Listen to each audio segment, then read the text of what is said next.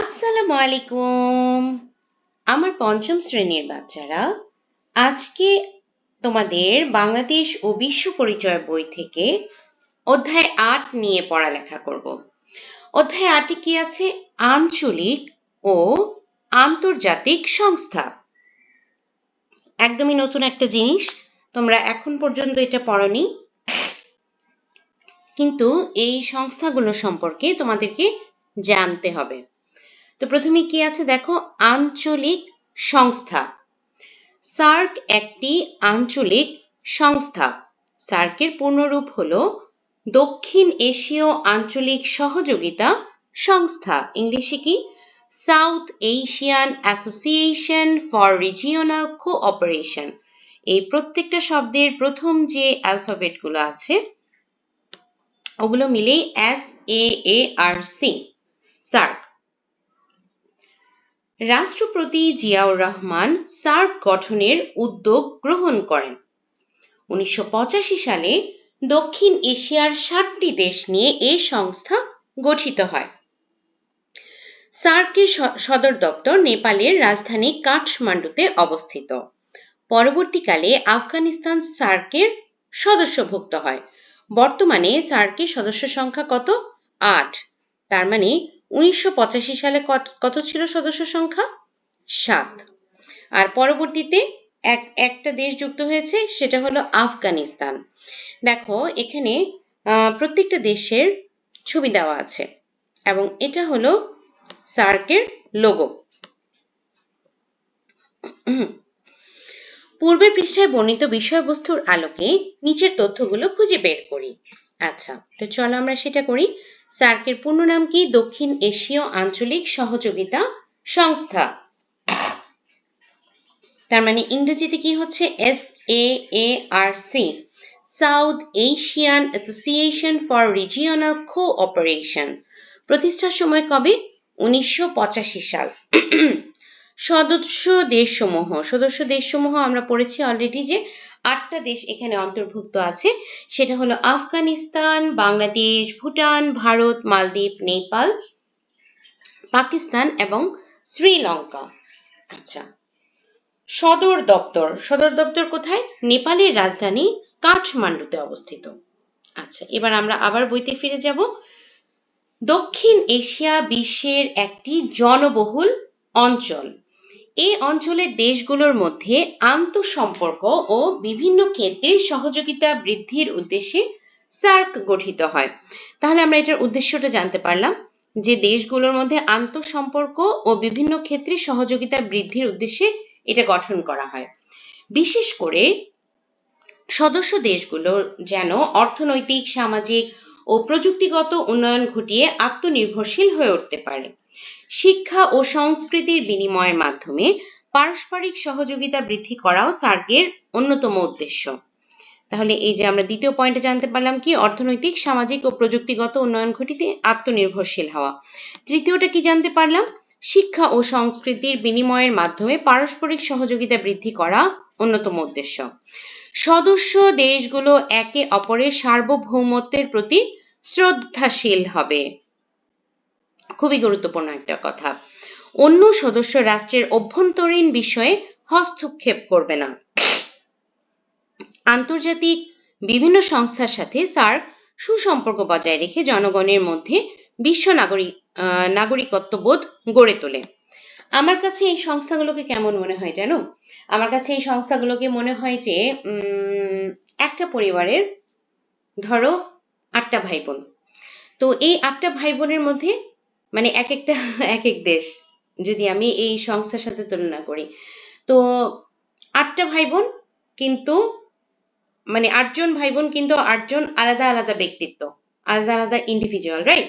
তো এখানে 8টা কান্ট্রিও 8টা আলাদা আলাদা দেশ। আচ্ছা, তো এদের মধ্যে কি দেখো, নিজেদের মধ্যে সম্পর্ক ভালো হবে। ধরো পরিবারের কেউ অর্থনৈতিক কোনো সমস্যায় পড়েছে, তখন এক ভাই আরেক ভাইকে হেল্প করবে, কিন্তু থাকে না কিছু নিজের প্রাইভেট ব্যাপার যেটা সে কারোর সাথে শেয়ার করবে না, অথবা সেটার ব্যাপারে অন্য ভাইও নাক গলাবে না। তো আমার কাছে ওরকমই মনে হয় যে পরিবারের ধরো 8 জন ভাই, 8 জন ভাইয়ের ক্ষেত্রে আমরা যেভাবে দেখি এখানেও কিন্তু সেরকমই। আচ্ছা, নিচে দেওয়া শব্দগুলো উপযুক্ত শূন্যস্থানে বসিয়ে সার্কের উদ্দেশ্য সম্পর্কিত বাক্যগুলো তৈরি করি। কি কি আমাদেরকে দিয়েছে? সামাজিক, প্রযুক্তিগত, আত্মনির্ভরশীল জীবনযাত্রার মান, সমস্যা সমাধানে হস্তক্ষেপ, কল্যাণ। আচ্ছা, তাহলে কি করা যায় এটা দেখো।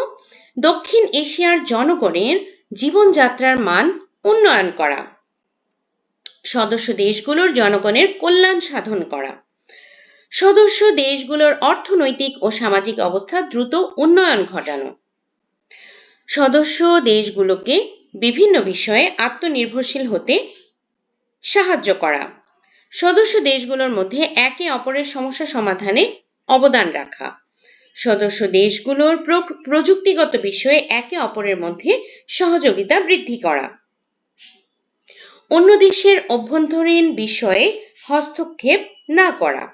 আচ্ছা, তাহলে আমরা এটা জানলাম। এবার আমরা আবার বইতে ফিরে যাব। শিক্ষক ও শিক্ষার্থীদের মধ্যে কথোপকথন। আচ্ছা, শিক্ষক, তোমরা এর আগে সার্কের উদ্দেশ্য সম্পর্কে জেনেছ। এই সমস্ত উদ্দেশ্যকে ভিত্তি করে সদস্য দেশগুলোর মধ্যে সহযোগিতার ক্ষেত্র নির্ধারণ করা হয়েছে। এর একটি হলো দেশগুলোর কৃষি ও গ্রামীণ অর্থনীতি, আরো অনেক ক্ষেত্র। শিক্ষক বলছিলেন, এর মাঝে তিথি বলল, আপা, দেশগুলোর শিক্ষা ও সংস্কৃতি বিষয়ও তো হতে পারে। শিক্ষক, ঠিক বলেছ, এছাড়া আরো আছে।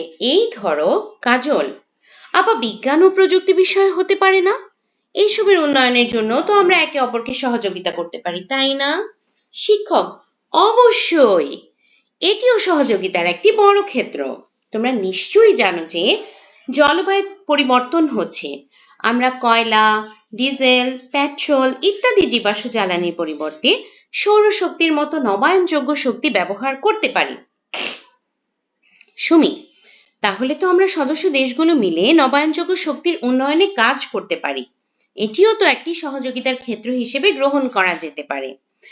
আরমান, আচ্ছা আপা, বর্তমান সময় হলো তথ্য প্রযুক্তির সময়। এক্ষেত্রেও তো আমরা একে অপরকে সহযোগিতা করতে পারি। শিক্ষক, খুব গুরুত্বপূর্ণ কথা বলেছ। সার্ক সদস্য দেশের মধ্যে তথ্য ও যোগাযোগ প্রযুক্তি একটি সহযোগিতার ক্ষেত্র। সদস্য দেশ মিলে একটি জরুরি তহবিল গঠন করার কথা বলা আছে। আমাদের সকলের আর্থসামাজিক উন্নয়নে এই তহবিলের টাকা ব্যবহার করতে পারি। আচ্ছা, এখন বলেছে উপরের কথোপকথনটি পড়ে সার্ক দেশসমূহের সহযোগিতার ক্ষেত্র চিহ্নিত করে মাইন্ড ম্যাপটি তৈরি করি। আচ্ছা, একটা বইতে দিয়ে দিয়েছে, সেটা হলো শিক্ষা ও সংস্কৃতি। বাকিগুলো আমরা লিখব। কৃষি ও গ্রামীণ অর্থনীতি, শিক্ষা ও সংস্কৃতি, বিজ্ঞান ও প্রযুক্তি, নবায়নযোগ্য শক্তি উন্নয়ন, তথ্য ও যোগাযোগ প্রযুক্তি, জরুরি তহবিল। আচ্ছা, সার্ক সম্পর্কে আমার ধারণা সংক্ষেপে লিখে প্রকাশ করি। সার্ক হলো দক্ষিণ এশিয়ার দেশগুলোর একটি আঞ্চলিক সহযোগিতা সংস্থা। 1985 সালে এটি প্রতিষ্ঠিত হয়। এর সদস্য দেশগুলো শিক্ষা, সংস্কৃতি, কৃষি, বিজ্ঞান ও প্রযুক্তি, তথ্য ও যোগাযোগ প্রযুক্তি এবং নবায়নযোগ্য শক্তির উন্নয়নে একে অপরকে সহযোগিতা করে। সার্কের মাধ্যমে সদস্য দেশগুলোর মধ্যে বন্ধু, শান্তি ও পারস্পরিক সহযোগিতা বৃদ্ধি পায়। আমি মনে করি সার্ক দক্ষিণ এশিয়ার দেশগুলোর উন্নয়ন ও জনগণের কল্যাণে গুরুত্বপূর্ণ ভূমিকা পালন করে। আচ্ছা, এরপরে আমরা আরেকটা আন্তর্জাতিক সংস্থা, আমরা তো একটু আগে যেটা পড়লাম সেটা কি বলো? আমরা একটু আগে যেটা পড়েছি সেটা ছিল হলো আঞ্চলিক সংস্থা। এখন আমরা পড়বো হলো আন্তর্জাতিক সংস্থা। আন্তর্জাতিক সংস্থা কোনটা দেখো? ওআইসি। ওআইসির পূর্ণ রূপ হলো ইসলামী সহযোগিতা সংস্থা, তার মানে অর্গানাইজেশন অফ ইসলামিক কোঅপারেশন। 1969 সালের 25শে সেপ্টেম্বর এই সংস্থার জন্ম। সদর দপ্তর সৌদি আরবের জেদ্দায়। বর্তমান সদস্য সংখ্যা 57।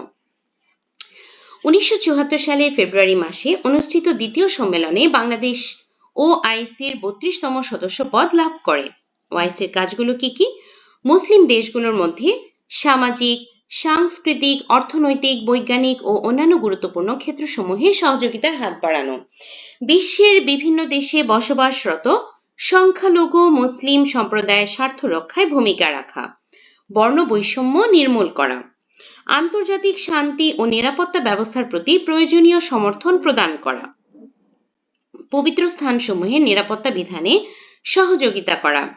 ফিলিস্তিনি জনগণের ন্যায্য সংগ্রামকে সমর্থন করা। মুসলমানদের মান মর্যাদা, স্বাধীনতা এবং জাতীয় অধিকার সংরক্ষণে শক্তি যোগানো। সদস্য রাষ্ট্রসমূহ ও অন্যান্য দেশের মধ্যে সহযোগিতা ও শান্তির লক্ষ্যে উপযুক্ত পরিবেশ সৃষ্টি করা। এবার আমরা করব কোনটা? জাতিসংঘ। জাতিসংঘ 1945 সালে 24শে অক্টোবর জাতিসংঘ গঠিত হয়। জাতিসংঘের সদর দপ্তর আমেরিকার নিউ ইয়র্কে। এগুলো খুবই গুরুত্বপূর্ণ, এই যে কোনটা সদর দপ্তর কোথায়, এগুলো তোমাদের এমসিকিউ, শূন্যস্থান সবকিছুতেই কিন্তু আসতে পারে। 1974 সালের 17 সেপ্টেম্বর 29তম সাধারণ অধিবেশনে বাংলাদেশ জাতিসংঘের সদস্যপদ লাভ করে।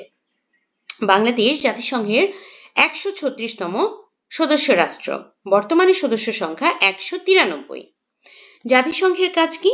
বিশ্ব শান্তি ও নিরাপত্তা প্রতিষ্ঠা করা, জাতিসমূহের মধ্যে বন্ধুত্বপূর্ণ সম্পর্ক বজায় রাখা, সদস্য দেশের অর্থনৈতিক, সামাজিক, সাংস্কৃতিক ও মানব সেবামূলক কাজে সহযোগিতা প্রদান, আন্তর্জাতিক আইনের মাধ্যমে আন্তর্জাতিক বিভেদ নিষ্পত্তি করে পারস্পরিক সহযোগিতার পরিবেশ সৃষ্টি করা।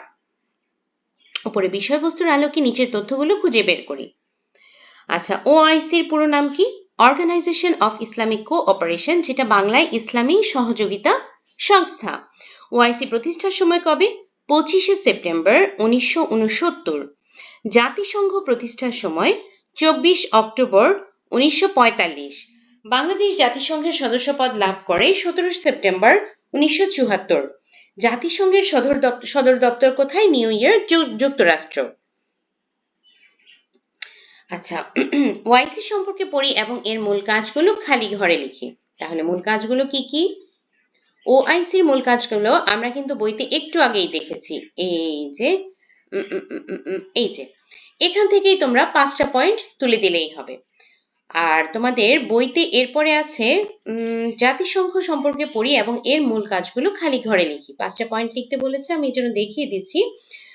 বিশ্ব শান্তি ও নিরাপত্তা প্রতিষ্ঠা করা, বিভিন্ন জাতির মধ্যে বন্ধুত্বপূর্ণ সম্পর্ক বজায় রাখা, সদস্য দেশগুলোর অর্থনৈতিক উন্নয়নে সহযোগিতা করা, সদস্য দেশগুলোর সামাজিক ও সাংস্কৃতিক উন্নয়নে সহায়তা করা, মানব সেবামূলক কাজে সহযোগিতা প্রদান করা, আন্তর্জাতিক আইনের মাধ্যমে আন্তর্জাতিক বিরোধ ও বিভেদ নিষ্পত্তি করা, পারস্পরিক সহযোগিতা ও সৌহার্দ্যের পরিবেশ সৃষ্টি করা। এই 7টা পয়েন্ট থেকে তোমরা 5টা পয়েন্ট লিখে দিলেই হবে। আচ্ছা, মানুষের মতো বিশ্বের রাষ্ট্রগুলো একে অন্যের সহযোগিতা ছাড়া চলতে পারে না। বিশ্বের দেশগুলো নানা ক্ষেত্রে একে অন্যের উপর নির্ভরশীল। এই ক্ষেত্রগুলো হলো শিক্ষা, স্বাস্থ্য, কৃষি, অর্থনীতি, পরিবেশ, জলবায়ু, যোগাযোগ প্রযুক্তি ইত্যাদি। এই ক্ষেত্রে সার্ক, ওআইসি, জাতিসংঘ এবং অন্যান্য সংস্থাসমূহ সহযোগিতামূলক ভূমিকা পালন করে আসছে। এইসব আঞ্চলিক ও আন্তর্জাতিক সংস্থা আমাদের মনে করিয়ে দেয় আমরা একটি বিশ্ব পরিবারের সদস্য। নিজেদের গড়ে তুলতে হবে বিশ্ব নাগরিক হিসেবে। আমরা কাজ দ্বারা পরিবার ও সমাজ যেমন আমার কাজ দ্বারা পরিবার ও সমাজ যেমন উপকৃত হবে, ঠিক তেমনি রাষ্ট্র ও বিশ্ব উপকৃত হবে। কোনো জনকল্যাণমূলক আবিষ্কারের সুবিধা সকল দেশের মানুষই ভোগ করতে পারে। আবার কারো কর্মে যদি জলবায়ুর ক্ষতি হয়, তার প্রভাবও অন্য দেশ ভোগ করে। যোগাযোগ ও প্রযুক্তির উন্নয়নের সুবিধা কেউ বা কোনো দেশ একা ভোগ করে না।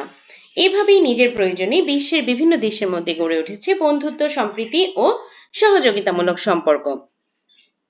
আচ্ছা, বিশ্ব আমাদের সাথে আছে, আমি কি এমন ধারণার সাথে একমত? আমার মতামত লিখে প্রকাশ করি। আচ্ছা, হ্যাঁ, এই ধারণার সাথে একমত। বর্তমানে পৃথিবীর সব দেশ একে অপরের সঙ্গে বিভিন্নভাবে সম্পর্কযুক্ত। শিক্ষা, স্বাস্থ্য, কৃষি, বিজ্ঞান, প্রযুক্তি, পরিবেশ ও অর্থনীতির ক্ষেত্রে দেশগুলো পরস্পরকে সহযোগিতা করে। কোনো দেশে নতুন কোনো আবিষ্কার হলে তার সুফল বিশ্বের মানুষ ভোগ করতে পারে। আবার জলবায়ু পরিবর্তন, মহামারী বা প্রাকৃতিক দুর্যোগের মতো সমস্যার প্রভাবও অনেক দেশে পড়ে। তাই এসব সমস্যা মোকাবেলায় আন্তর্জাতিক সহযোগিতা প্রয়োজন। সার্ক, ওআইসি, জাতিসংঘ সহ বিভিন্ন আন্তর্জাতিক সংস্থা দেশগুলোর মধ্যে বন্ধুত্ব, সম্প্রীতি ও সহযোগিতা বৃদ্ধি করে। এসব সংস্থার মাধ্যমে বিশ্বের দেশগুলো একে অপরের পাশে দাঁড়ায় এবং উন্নয়নের জন্য একসঙ্গে কাজ করে। তাই বলা যায় বিশ্ব আমাদের সঙ্গে আছে এবং আমরা সবাই একটি বৃহৎ বিশ্ব পরিবারের সদস্য। আচ্ছা, এরপরে আছে আমাদের অনুশীলনী। সঠিক উত্তর, সঠিক শব্দ বসিয়ে শূন্যস্থান পূরণ করা, ডান পাশ বাম পাশ মিলানো, সংক্ষিপ্ত এবং বর্ণনামূলক প্রশ্ন। তো প্রথমে সঠিক উত্তরে যাচ্ছি। সার্কের প্রতিষ্ঠাকালীন সদস্য দেশ কয়টি ছিল? দেখো এখানে কি বলে দিয়েছে, প্রতিষ্ঠাকালীন, তার মানে যখন এটা প্রতিষ্ঠিত হয়েছিল 1985 সালে, তখন সদস্য সংখ্যা ছিল 7টি। পরবর্তীতে তোমার আফগানিস্তান যোগ হয়েছে, পরে হয়েছে 8টি। তো এটা আমাদেরকে কিন্তু প্রশ্নে খেয়াল করতে হবে। মুসলিম, আবার যদি এখানে দেয় সার্কের মোট সদস্য দেশ কয়টি, তখন কিন্তু তোমার 8টি হবে। মুসলিম দেশগুলো নিজেদের মধ্যে সহযোগিতার জন্য নিচের কোন সংস্থাটি গড়ে তোলে? ওআইসি। বিশ্ব শান্তি ও নিরাপত্তা প্রতিষ্ঠার জন্য কাজ করে কোন সংস্থা? জাতিসংঘ। আচ্ছা, সার্কের সদস্য দেশগুলো একে অপরের সার্বভৌমত্বের প্রতি শ্রদ্ধাশীল হবে। ওআইসির একটি কাজ হচ্ছে বর্ণবৈষম্য নির্মূল করা। বিশ্বের সকল দেশের মানুষই জনকল্যাণমূলক আবিষ্কারের সুবিধা ভোগ করতে পারে। আচ্ছা, এটা আগে এখানে করে ফেলি, তারপর তোমাদেরকে দেখাচ্ছি। জাতিসংঘ, ওকে। সার্কের সদর দপ্তর কোথায়? কাঠমান্ডু। এখানে কিন্তু বলে দেয়নি সদর দপ্তর। তোমাকে না, যখনই আমি সবসময় তোমার বাচ্চাদেরকে বলি, যখনই তোমরা ম্যাচিং করতে যাবে পরীক্ষার হলে, তোমার প্রথম কাজ হলো ডান পাশের সবগুলো অপশন এবং বাম পাশের সবগুলো অপশন পড়ে নেওয়া। তুমি যখন পড়ে ফেলবা তখন কিন্তু তুমি কনসেপ্টটা বুঝতে পারবা যে অ্যাকচুয়ালি এখানে কি চাচ্ছে। আদারওয়াইজ তোমার দেখে কি মনে হবে, রাইট সাইডে কিছু কিছু শহরের নাম লেখা আছে আর লেফট সাইডে কিছু অর্গানাইজেশনের নাম লেখা আছে, তো এগুলো দিয়ে আমি কি করব? কিন্তু তুমি যখন পুরোটা রিডিং পড়ে ফেলবা তোমার জন্য তখন এটার কনসেপ্টটা বুঝতে ইজি হবে। বা হয় না অনেক সময় যে আমি একটা মেলাতে পারছি না, তখন তুমি যখন বাকিগুলো মিলিয়ে ফেলবে বাকিটা অটো কিন্তু মিলে যাবে। আচ্ছা, সার্কের সদর দপ্তর কোথায়?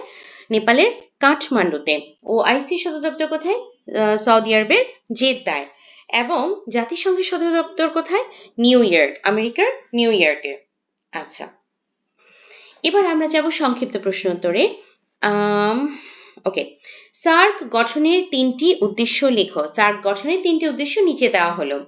দক্ষিণ এশিয়ার দেশগুলোর মধ্যে পারস্পরিক সহযোগিতা বৃদ্ধি করা, সদস্য দেশগুলোর অর্থনৈতিক, সামাজিক ও প্রযুক্তিগত উন্নয়ন সাধন করা, শিক্ষা ও সংস্কৃতির বিনিময়ের মাধ্যমে জনগণের মধ্যে বন্ধুত্ব ও সম্প্রীতি বৃদ্ধি করা। মুসলিম দেশগুলোর স্বার্থ রক্ষায় ওআইসি 3টি কাজ লেখো। মুসলিম দেশগুলোর স্বার্থ রক্ষায় ওআইসি 3টি কাজ নিচে উল্লেখ করা হলো। মুসলিম দেশগুলোর মধ্যে সামাজিক, সাংস্কৃতিক ও অর্থনৈতিক, বৈজ্ঞানিক ও অন্যান্য গুরুত্বপূর্ণ ক্ষেত্রসমূহে সহযোগিতার হাত বাড়ানো। বিশ্বের বিভিন্ন দেশে বসবাসরত সংখ্যালঘু মুসলিমদের স্বার্থ রক্ষায় ভূমিকা রাখা। মুসলমানদের মান, মর্যাদা, স্বাধীনতা ও জাতীয় অধিকার সংরক্ষণে শক্তি যোগানো। বর্ণনামূলক প্রশ্ন। আমরা সকলেই কিভাবে বিশ্ব পরিবারের সদস্য? মানুষ সমাজবদ্ধ জীব। যেমন একটি পরিবারের সদস্যরা একে অপরের সহযোগিতা ছাড়া চলতে পারে না, তেমনি পৃথিবীর বিভিন্ন দেশও একে অপরের সহযোগিতা ছাড়া চলতে পারে না। বর্তমান বিশ্বে শিক্ষা, স্বাস্থ্য, কৃষি, অর্থনীতি, পরিবেশ, জলবায়ু, যোগাযোগ ও প্রযুক্তিগত নানা ক্ষেত্রে দেশগুলো পরস্পরের উপর নির্ভরশীল। সার্ক, ওআইসি, জাতিসংঘ সহ বিভিন্ন আঞ্চলিক ও আন্তর্জাতিক সংস্থা দেশগুলোর মধ্যে বন্ধুত্ব, সহযোগিতা ও সম্প্রীতি বৃদ্ধিতে গুরুত্বপূর্ণ ভূমিকা পালন করছে। আমরা সকলেই বিশ্ব পরিবারের সদস্য কারণ শিক্ষাক্ষেত্রে বিভিন্ন দেশ একে অপরের জ্ঞান ও অভিজ্ঞতা বিনিময় করে। এর ফলে শিক্ষার মান উন্নত হয় এবং মানুষ নতুন নতুন বিষয় জানতে পারে। স্বাস্থ্য সেবার উন্নতির জন্য দেশগুলো ওষুধ ও চিকিৎসা বিষয়ে সহযোগিতা করে। কোনো রোগ ছড়িয়ে পড়লে বিভিন্ন দেশ একসাথে কাজ করে মানুষের জীবন রক্ষা করে। কোনো জনকল্যাণকর আবিষ্কারের সুবিধা সকল দেশের মানুষ ভোগ করতে পারে। কৃষিক্ষেত্রে উন্নত প্রযুক্তি ও নতুন পদ্ধতি এক দেশ থেকে অন্য দেশে ছড়িয়ে পড়ে। অর্থনৈতিক উন্নয়নের জন্য দেশগুলো ব্যবসা বাণিজ্য ও আমদানি রপ্তানির মাধ্যমে পরস্পরের উপর নির্ভরশীল। এক দেশের পণ্য অন্য দেশের মানুষের প্রয়োজন মেটায়। জলবায়ু পরিবর্তন, বায়ু দূষণ ও পরিবেশ দূষণের প্রভাব শুধু একটি দেশের মধ্যে সীমাবদ্ধ থাকে না, বরং অন্যান্য দেশেও প্রভাব ফেলে। তাই সব দেশ একসাথে পরিবেশ রক্ষায় কাজ করে। পৃথিবীর সব দেশ ও মানুষ একে অপরের সাথে সম্পর্কযুক্ত। সহযোগিতা ও সম্প্রীতির মাধ্যমেই বিশ্ব আরো সুন্দর ও উন্নত হতে পারে। তাই আমরা সবাই বিশ্ব পরিবারের সদস্য। আচ্ছা, এবার আমরা পড়ব আন্তর্জাতিক সংস্থাগুলো আমাদের জীবনমান উন্নয়নে কিভাবে ভূমিকা রাখতে পারে। আন্তর্জাতিক সংস্থা হলো এমন সংগঠন যেখানে বিভিন্ন দেশের মানুষ ও রাষ্ট্র একসাথে কাজ করে। এইসব সংস্থা বিশ্ব শান্তি প্রতিষ্ঠা, শিক্ষা, স্বাস্থ্য, অর্থনীতি ও মানব কল্যাণে গুরুত্বপূর্ণ ভূমিকা পালন করে। জাতিসংঘ, ওআইসি ও সার্কের মতো আন্তর্জাতিক সংস্থাগুলো মানুষের জীবনমান উন্নয়নে নানা ধরনের সহযোগিতা প্রদান করে। আচ্ছা, পরে যাব হলো আন্তর্জাতিক সংস্থাগুলোর ভূমিকা।